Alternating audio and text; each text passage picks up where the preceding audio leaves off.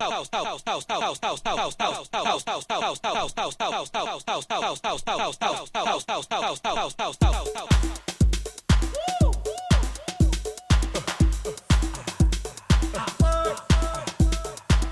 name is Raymond Barton.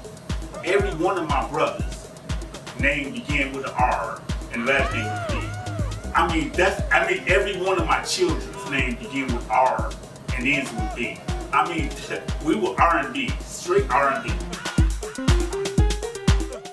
If you playing Spinners or OJs or Jeffrey Osborne or something, man, there's probably nothing they did I don't know. I took pictures with these guys. I went to all the concerts. It was straight R&B. I was really R&B fan. The beginning of the shop goes way back to like the 1950s, and my dad started.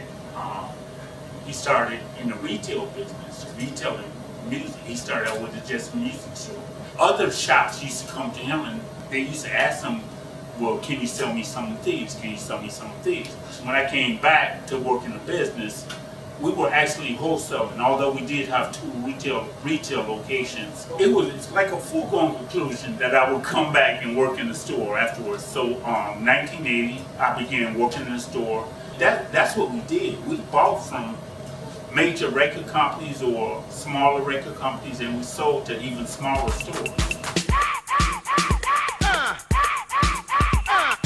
I would get all these DJs to come in, and I kind of noticed that, they kind of were gravitating to the house stuff, at the time.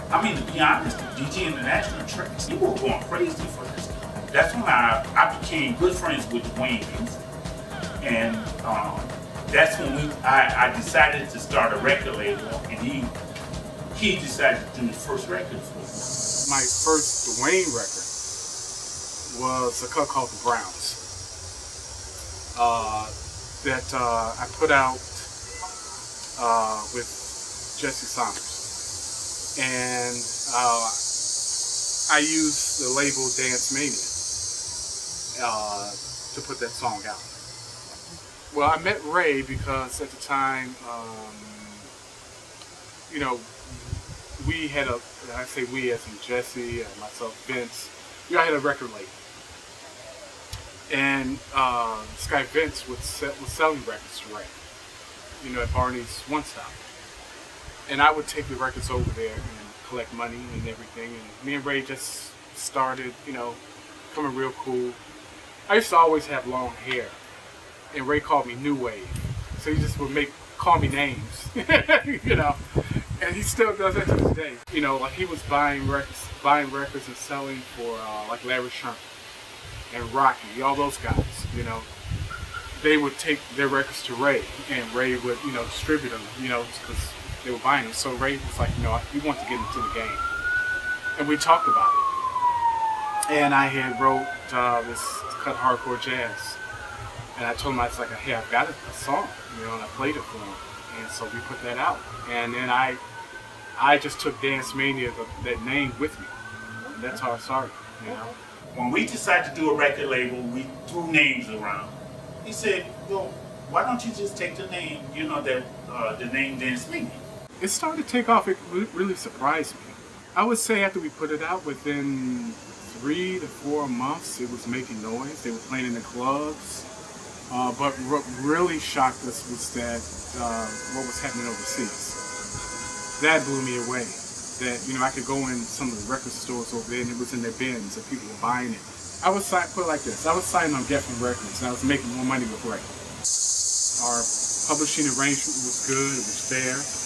So both of us made money. It was just fair all the way around. And even times when I never took an advance from Ray. We just put it out.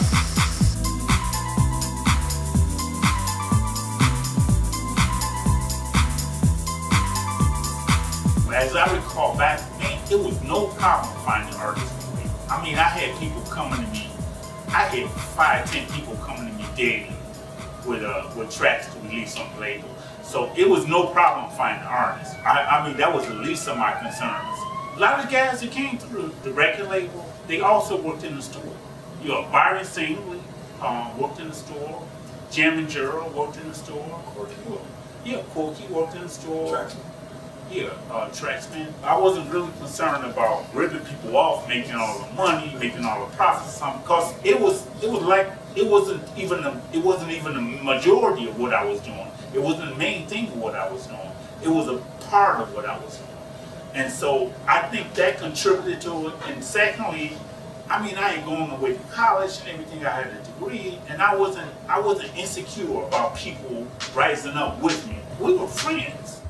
Feel my motherfucking bass in your face. Feel my motherfucking bass in your face. Out of 3 house music labels in Chicago, I honestly think, I mean, if you had to rank them 1, 2, and 3, Dance Mania probably would have been third. I don't think as far as creativity it was third, but I think as far as commercial success, it was probably third.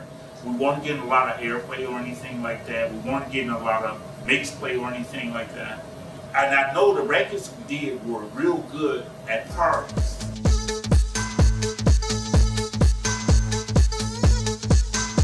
So eventually, it was like, well, we're not gonna get airplay anyway.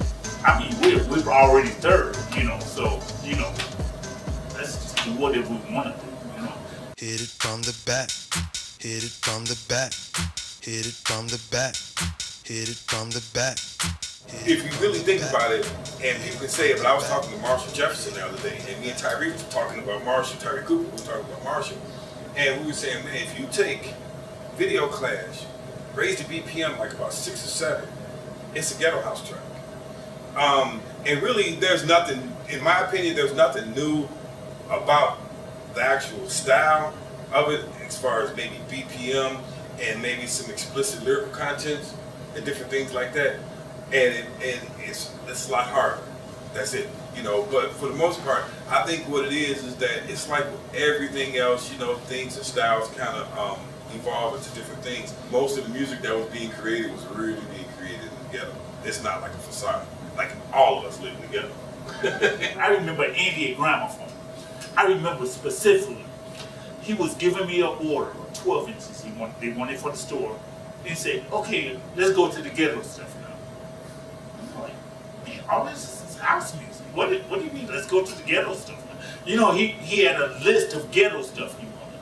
And 99% of them were Dance Manias. I would give Farley the credit as far as like being a godfather of ghetto house for the simple fact, Farley was making house records, you know what I mean? But he also had this record called Suck My, that was like more so. If you listen to that record, that record actually can be credited as far as like, because no one else did that type of music. I would say Farley, then me myself, which nobody knew about, but Jammin' Girl and Funk had tracks early on. He had a track that was real popular. I don't know if Funk produced it by itself. It might have been Funk, Drill, House, maybe even House Man or something like that. But it was like you must be Bart Simpson. Something. It was cheesy, but it was, I really just recently realized how big this was overseas. I mean, everything's, you have the internet now, you got social media, the world's a lot closer now. I think if this was like 20 years after or something, I would have known immediately. I really didn't know. I mean, to be honest with you, I didn't know. We didn't do this for any kind of commercial success. We didn't do it to try to, well, this is the formula to follow, then we can sell more records. I mean, everything was underground. Everything was underground, and everything was people doing, how the music naturally progressed, and people were doing what they felt. And we felt good about the music. Everybody felt good about what they were doing. And we knew it was good music. But I didn't know it had reached that level of acceptability that it had. Yo, you in the house with the wax master Maurice on this Paris Mitchell project. And yo, I want y'all to check this shit out, right? Check it out. I was just trying to think of some things to do at the time, and a good friend of mine named Derek Pittman, his name is Shineson. We call him Shineson. Yeah. And we used to work together on Home and Ogden. Well, he knew a guy named Waxmaster, And he was like, hey man, you need to hear this track called Ghetto Shout Out. I mean, it wasn't called Ghetto Shout Out then, it was called Project Shout Out. He said, you need to hear this thing on Waxmaster mixtape called Project Shout Out. During the production of that record, a friend of mine, Terrence Robinson, he had a Casio drum machine. I had a Casio. I used the Casio drum machine on the whole EP. It type because that nobody was using it.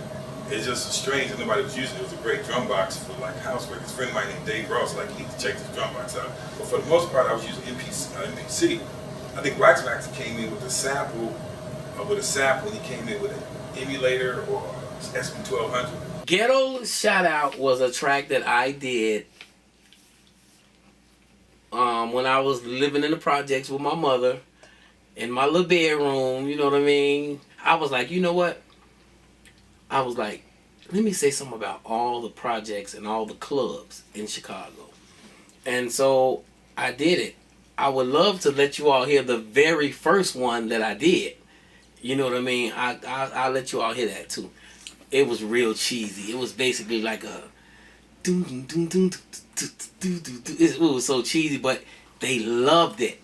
When I say people in the city grabbed to it, I think the CD, well, just about all the CDs that I release as far as like doing my ghetto mixtapes, no less than 10,000 easy. When I did the Ghetto Shout Out, we went and re-recorded it. I went and re-recorded it at Trax Record, you know, with Victor, you know, and that's how it ended up being released on his record. It's sort of like him bringing me out, you know what I mean? So we re-released it, you know, put the vocals on there, and that's the link between me and him.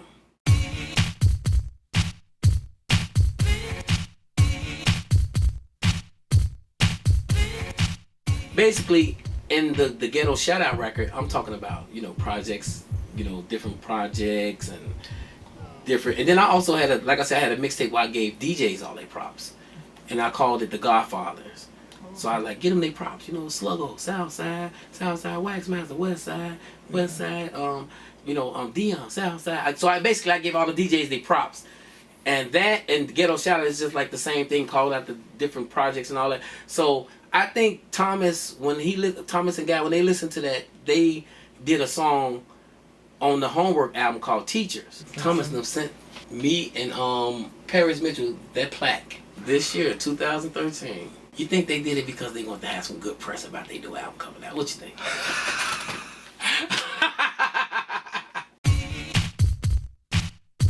So many people have remixed the record. You know, I actually did so much that came from that record. I actually did a remix for a group out of Australia called Soft Tigers. I know the ice cream one. Exactly. It's a good record. And they was like, dope, man. And they was like, could you please give us something that's like the Ghetto Shout Out? We talking about ice creams, but could you say something about the different ice creams?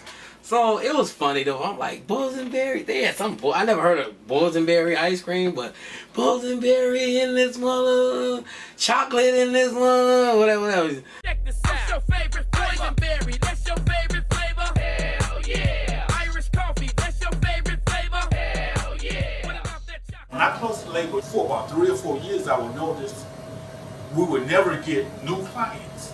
It would always be the same clients. So, you know, the natural progression is that, you know, you're going to lose a few clients, you're going to gain a few in a year, you lose a few next year, you'll gain a few. Then for about a 4 or 5 year period, I only lost clients. I only lost stores that I could sell to. There were no new stores. And I could kind of see the writing on the wall that, you know, this is not good. You know, it's a smaller and smaller base to sell to. Eventually, we just had to close down. I mean, I didn't have enough business to stay in business. Victor would call me about once a month, doing the label. Let's do the label. Let's do it. Come on, man, we gotta do it. Man, he used to say, man, you're a living legend. And yeah, he's a and no, he used to call me sometime. I'll pull into the gas station. I'll be like, Victor, hold on a second. Get out, go pump my gas, and everything. And I'll come back to oh, you're still here? Man, I don't know why he kept doing it, because I used to put him off so much that I mean, I don't know if I would have been persistent with somebody as he was persistent with me. Then I just kept getting calls about the label, about records.